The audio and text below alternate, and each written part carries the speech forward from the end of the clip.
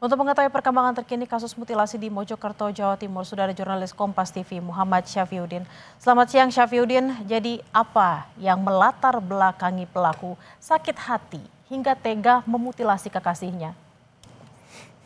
Ya, Bella, polisi telah melakukan serangkaian proses pemeriksaan terhadap tersangka yang ditangkap pada Minggu dini hari kemarin.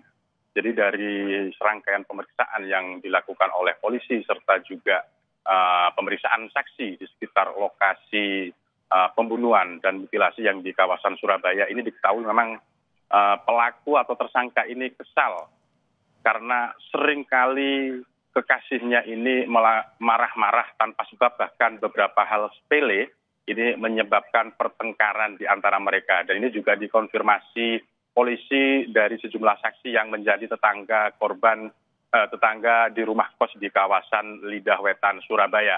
Dan pada saat kejadian, ini tanggal 31 Agustus dini hari, ini memang pelaku saat itu pulang tengah malam.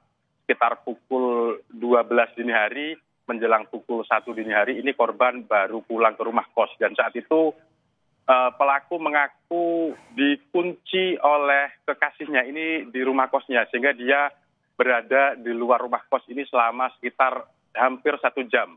Setelah itu ketika pintu dibuka, terjadi pertengkaran di antara mereka. Karena kekesalan yang terus terjadi dan terakumulasi ini saat pada tanggal 31 dini hari itu pelaku kemudian langsung membunuh korban di dalam rumah kosnya. Bella. Syafiyuddin, lalu apakah ada potensi tersangka baru untuk kasus ini? Ya, dari hasil pemeriksaan polisi terhadap tersangka dan juga beberapa saksi di sekitar lokasi ini, polisi sementara menentukan bahwa ini adalah pelaku tunggal. Pelaku ini karena kekesalan yang terakumulasi sehingga kemudian dia tega melakukan pembunuhan terhadap korban.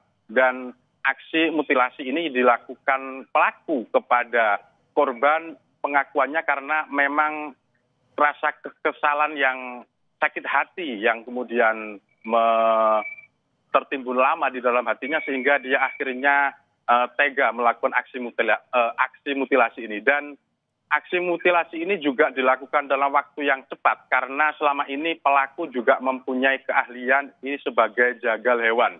Jadi di beberapa kesempatan korban ini yang bekerja serabutan begitu juga mempunyai kemampuan untuk melakukan jagal hewan. Dan inilah yang kemudian dengan keahliannya ini dia kemudian melampiaskan sakit hatinya kepada kekasihnya sendiri dan akhirnya membuang beberapa bagian tubuh korban di kawasan Pacet, Mojokerto dan juga di beberapa lokasi di sekitar rumah kosnya di Surabaya. Bella.